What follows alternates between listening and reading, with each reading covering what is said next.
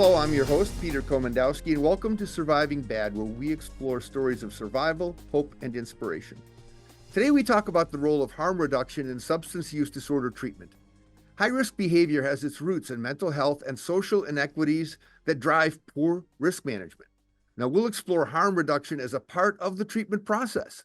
We're joined by prevention specialist Christina Skiles and Elizabeth Buchholz, and Sergeant Dean Ottens and Corporal Mike Adney from the Clinton Police Department. Welcome to all of you. Let's start with some introductions, beginning with Christina. Welcome to the show. Thank you so much. My name is Christina Minsinger-Skiles. I am a certified prevention specialist with Area Substance Abuse Council. I work on the state opioid response grant for 4 different counties that serve our area. With that, we have partnered closely with law enforcement to bring a training to our community and stakeholders to help everyone that we touch understand substance use disorders, harm reduction, and the effects that stigma has on somebody with a substance use disorder. Go ahead, Liz, take it away. Well, hi, it's great to be here. My name is Liz Buchholz, and I am also a certified prevention specialist with Area Substance Abuse Council. I have been in this job for almost 2 years, and like as Christina said, under the SOR3 grant, we are able to partner with law enforcement for the demystifying substance use disorder training. And it's been a great thing that we're doing here in Clinton County.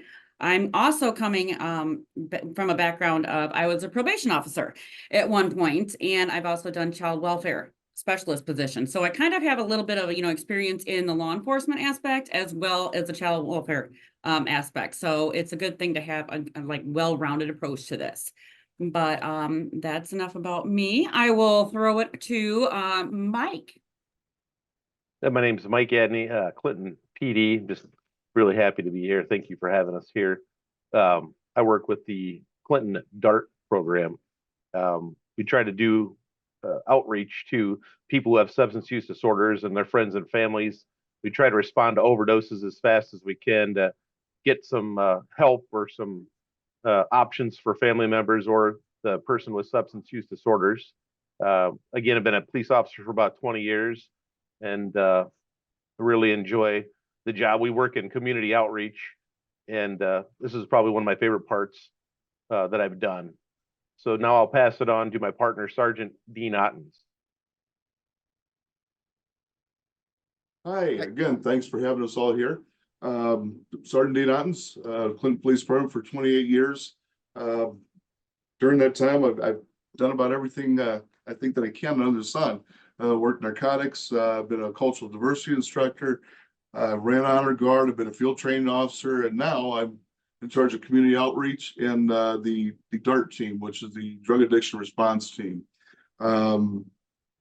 Like Mike said, looking back on it all, I think this is the most rewarding job that I've had so far. It's a different way of policing, that's for sure.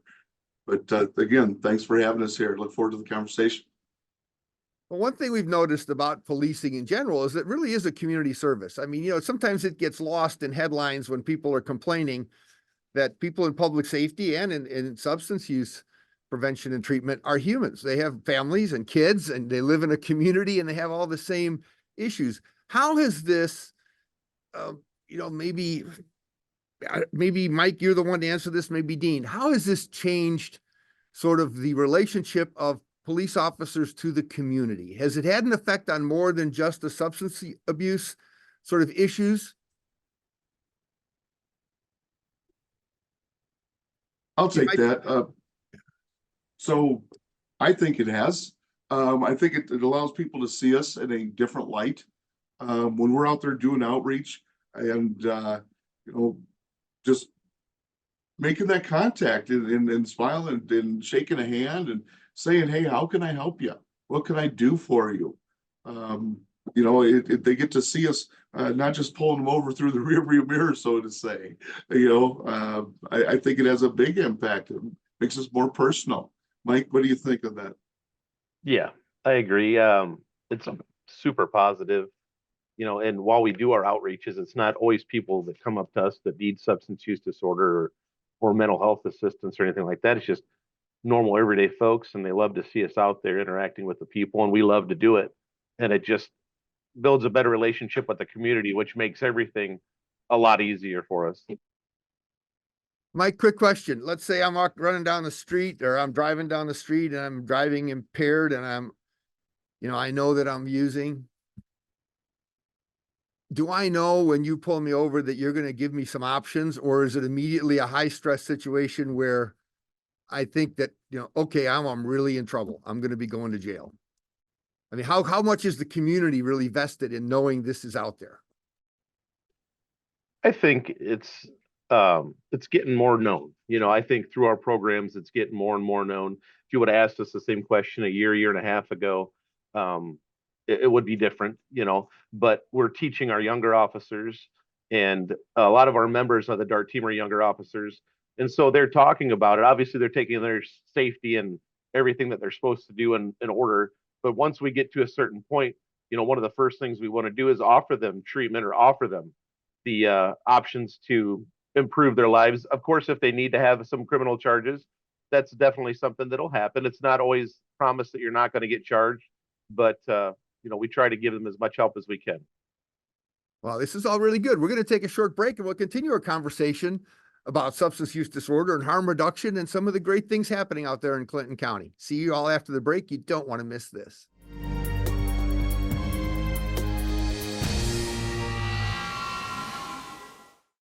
Malware and bots and worms, oh my. The wild, wild web can be a scary and complex place. And as our digital world expands, so too are the threats. Watch out! Trojan horse. That's why at MediaCom, we take security very seriously and monitor our networks around the clock to stop threats before they can affect you. Not today, rude kid. Not all internet is created equal. We build ours to keep you connected and protected. Watching MC22 is now easier than ever before. All MediaCom customers can watch local programming online anytime. Go to mc22.net, click Watch MC22, and log in with your MediaCom account. Not a MediaCom cable subscriber? MediaCom internet or phone subscribers can watch too. Your local programming leader, MC22, online at mc22.net/watch.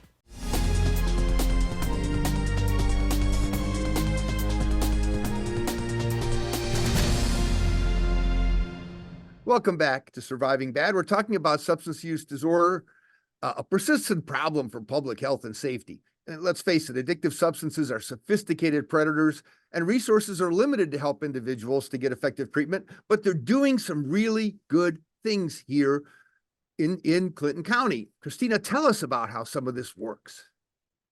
Well, I appreciate that. I feel that sometimes we feel like we are a couple steps ahead in all the 99 counties in Iowa. However, then, the next day we'll feel like maybe we are behind. But I will tell you, the team that we have with the DART team, our law enforcement partners and our stakeholders here in Clinton County, we actually are ahead. I mean, we found that out when we were out learning this at the trainer course, when we learned the demystifying training with the state. What was it, about a year ago? I mean, it's been that long now. But we did see that our partners were really close, and we all have the same agenda and the same hearts. And throughout this training, we want to change minds, and then we can change the hearts, and then we can start saving the lives. And that's what we're here for. But until we start to educate our population in our community on what an actual substance use disorder is and how it's not a mental or moral failing, we're not going to be able to change those minds. We're not going to be able to change those hearts. So we have to explain the science of addiction. Then we can start in with changing the minds and changing the lives with stigma training and understanding how we need to be better humans and treat people like the person that they are, and not an addiction or not a substance use disorder. And then we can start in on harm reduction, because until we get all of those started and pave that way, no one's really going to understand why we have the harm reduction efforts that we have. Corporal Mike Adney, and I were sitting there talking with somebody at the last training that we were with the trainer training, and a lot of people just don't understand. And Sergeant Ottens and myself, we talked about harm reduction, and there were things that I didn't understand. And he's in law enforcement, and he is a veteran, and I would think that he would, have that wall up where I had the wall. He didn't. He explained to me why things. So when we all come together as a team, then we can start to understand the other parts of it, I think. Liz, she had a huge background in criminal justice and seeing the different parts and different aspects. And she has a vast knowledge in adverse childhood experiences and why things happen with substance use disorders. And I'll let her go ahead and explain that part of it, and how we should understand the disorder instead of the addiction. Yeah, Liz, I have a question for you before you give us a little bit more. Sure. Is how do you, let's say you're talking to a person who has suffered from some crime with a person that had a substance use disorder problem. And now we understand stigmas. We know that compassion and human skills are really important to solving social problems, but fear is also reasonable. Fear lets you understand. You're foolish if you don't understand fear to some extent. Right. It's just how you act in response to it. How do you tell somebody that's been a victim that they're probably fully in somehow engulfed in this sort of stigmatized or responsive behavior, that this is a good process and that there's a healing that can happen there? Right. Yeah. And that is a very good question, because with harm reduction, we do get a lot of people that, either have had a crime committed or that they just don't understand it, because it's very hard to kind of grasp, especially for people that have had their certain way of thinking. But, as we say in this training, we're not here to change everyone's minds immediately. We just want to give people the tools so that they know that, this is what we can do to help others. We want to save lives. And that's what it all boils down to, is saving lives. We are here in, in a crisis in America. We have the fentanyl crisis going on. We have xylazine. We have all these different things going on that we need to look at as as a country, not just Iowa, but that we need to do better. Like Christina said, be better humans, because, the crimes, they are wrong, and I can see where they would be upset. But we also need to look at, it's a life. It's a human life. That's what it boils down to. So we need to look at their safety too. Dean, I got a question. How many perpetrators when you encounter in this situation are just copping a plea, and how many are seriously interested in getting some help? And is it something that's been changing over time? So anymore, we're having people that are actually coming to us that have no charges on them. We have people walking to the PD who have asked for assistance. They've heard about the DART team, and they want help. I think you see higher numbers of people asking when they are incarcerated, of course, because they know that they can get maybe a little consideration. But what we're dealing with the most is people right out there in the streets. Well, that's really good news that you're getting some positive input in that way. We're going to take another short break. And when we come back, we're going to talk about the value of harm reduction and treatment protocols and how it's been impacting the community in a positive way. See you all after the break.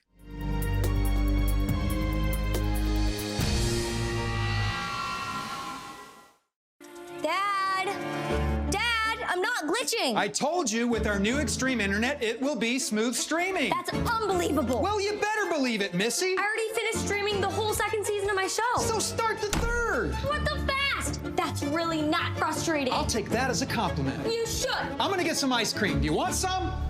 With the drama-free reliability of Extreme Internet, you'll have to create your own. Get super fast internet with whole home Wi-Fi for as low as $24.99 a month for a year. You told me not to talk to strangers. You told me not to cross the street without looking both ways. You told me not to touch the stove. You told me not to do drugs. You told me not to drink and drive. You gave me so many messages about how to stay safe. Why didn't you keep me safe by properly storing your gun?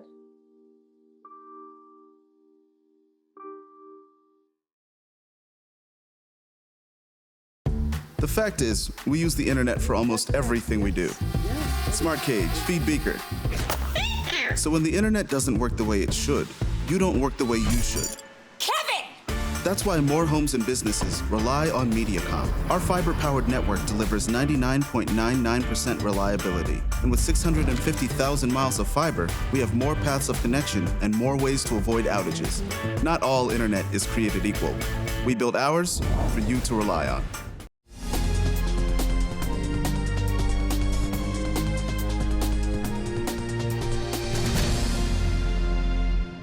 Welcome back to Surviving Bad. I'm your host, Peter Komendowski, and we have a team of experts from Clinton County with us, and we're learning about the many facets of intervention and treatment for substance use disorder, including some rather innovative methodologies being used in the court system with our public safety officers. Mike, tell us more about that. We've had opportunities at the Clinton Police Department to become a part of drug court, and that's through Scott County, Jackson County, and along with Muscatine County. We're all involved, and it's just a team of obviously county attorneys, defense attorneys, and then drug treatment, mental health specialists.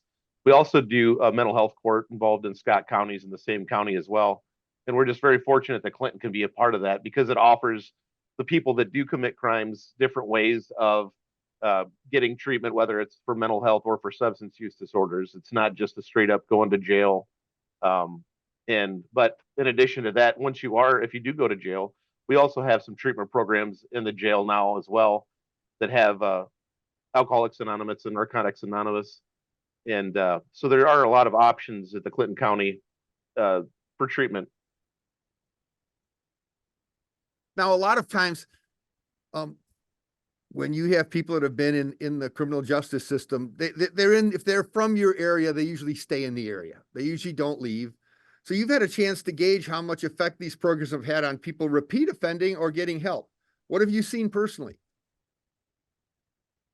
Well, I've seen some successes and I've seen some failures. I've seen some people that I would never think that would be successful succeed and be very, very productive in society, and it's awesome. You know, I did drug work for 10 years, and there was people from there that I would never thought would go through the drug court program and be successful, and it's awesome, and I love talking to them about it.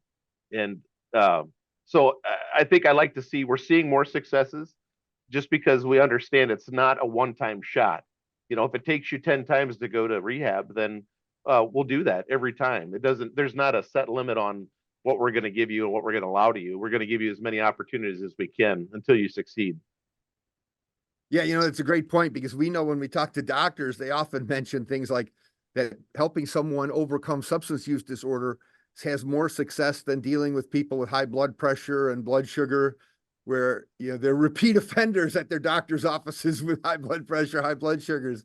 It's very difficult to treat that. And maybe that's because some of the consequences are pretty obvious.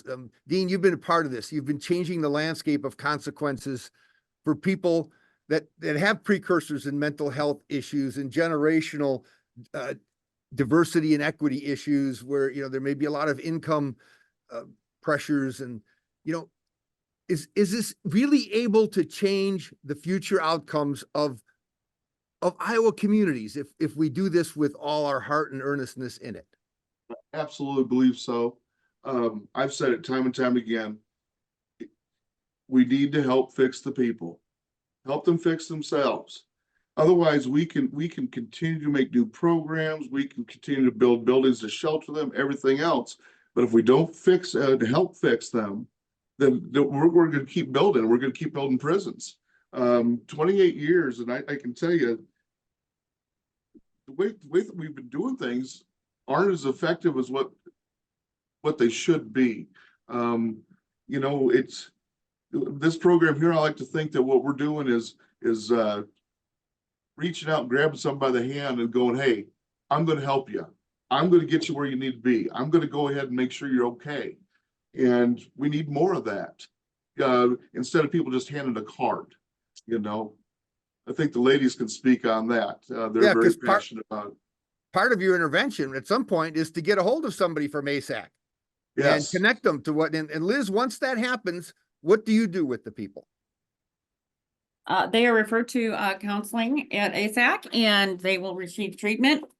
We also have, housing available for clients that, are in need of housing.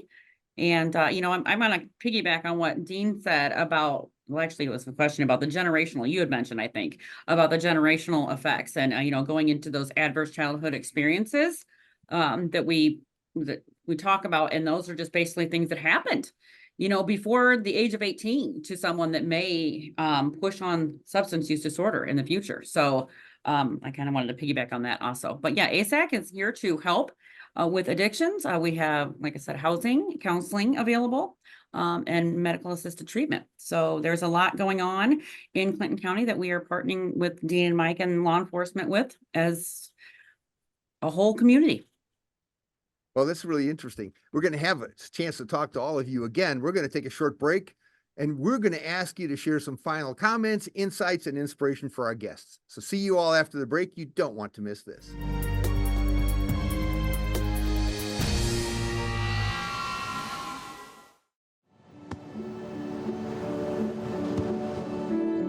I don't remember how it started. Go to that. Oh boy. Our back and forth. It always came back. Dad! You probably don't remember what you told me, That was perfect. but I heard every word. Growing antsy for your favorite sports to return? Lack of quality programming got you down? Well, worry no longer, because Inside Sports is here to satisfy your cravings for the savings, your need for speed, your desire for the umpire. You get the message, right? Tune in to Inside Sports to get a deeper look at athletes on and off the mat, the track, and even the Wi-Fi? Yup, if there's action, you can bet we've got you covered on Inside Sports, only on MC22. Stream online on MC22.net and on our channel Monday and Fridays. Multiple studies have shown that marijuana can slow both driver reaction and response time, which can be really dangerous. He's here. He's here. Wait. What? I can't drive. Why? I'm high. Oh.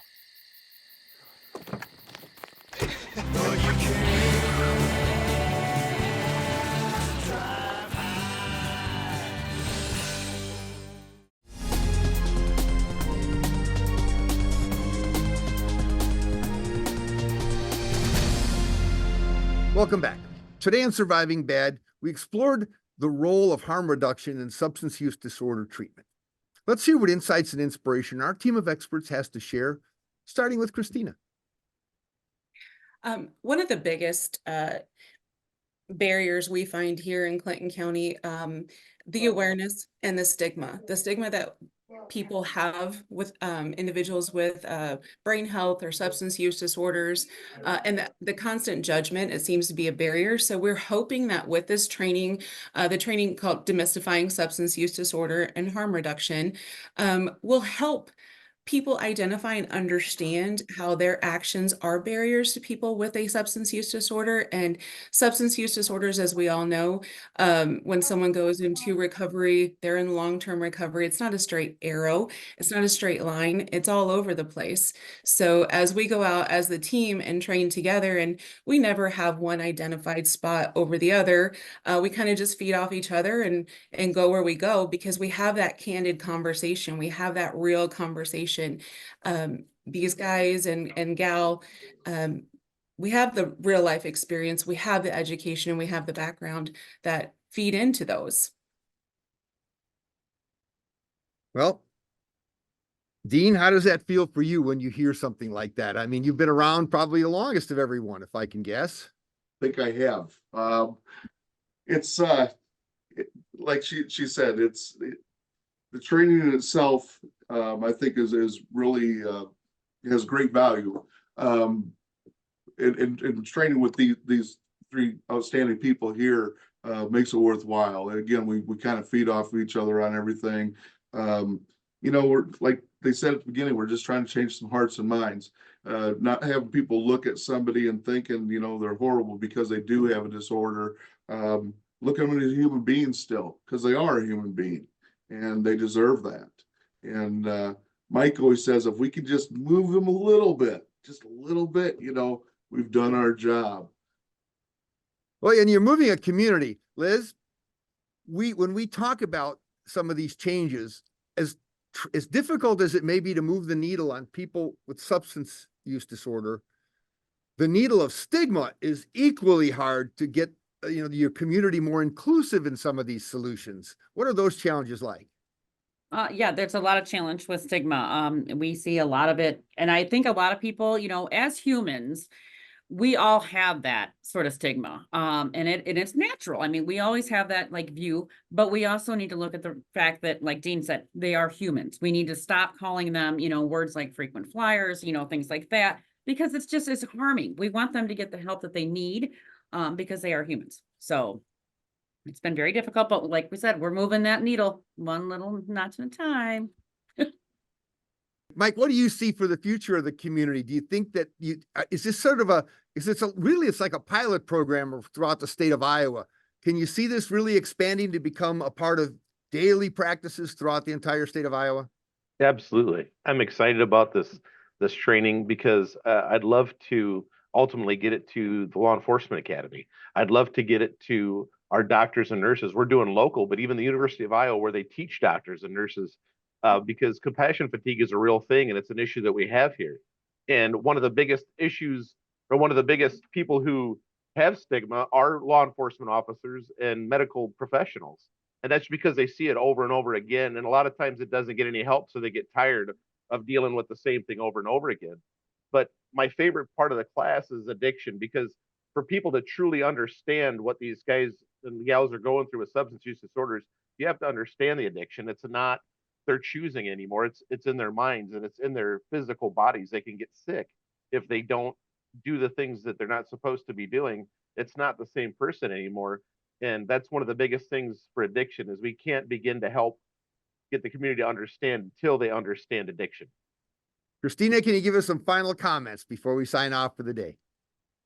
I would encourage everyone just to dig in a little bit more and educate yourselves on a substance use disorder and how stigmatizing language and actions can really be a barrier to people in our communities and in your communities. Thank you all for sharing this today. I encourage people to look at the links in the credits to go and learn more about you and what you do. And thank you all for watching today. Check out our website at healthyiowa.org and keep your eye on MediaCom MC22 for our next episode of Surviving Bad on MediaCom MC22, your local programming leader.